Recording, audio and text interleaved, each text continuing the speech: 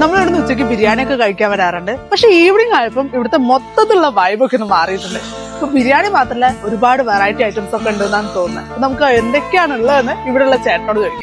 രാത്രി ദമ്മ് പൊട്ടിക്കുന്ന ചിക്കൻ ബിരിയാണി ഉണ്ട്, ബീഫ് ബിരിയാണി ഉണ്ട്, പിന്നെ കണ്ണ് വെച്ച പത്തിരി കോഴി നിറച്ചത് അതൊരു സ്പെഷ്യലാണ്.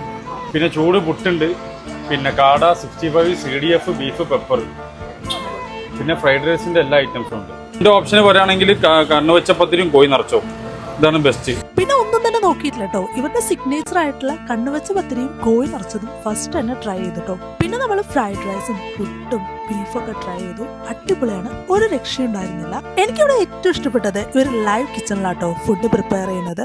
എത്ര ഹൈജീൻഡ് ആയിട്ടാണ് ഇവർ ഫുഡ് പ്രിപ്പയർ ചെയ്യുന്നത് നമുക്ക് ഡയറക്റ്റ് കാണാൻ പറ്റും.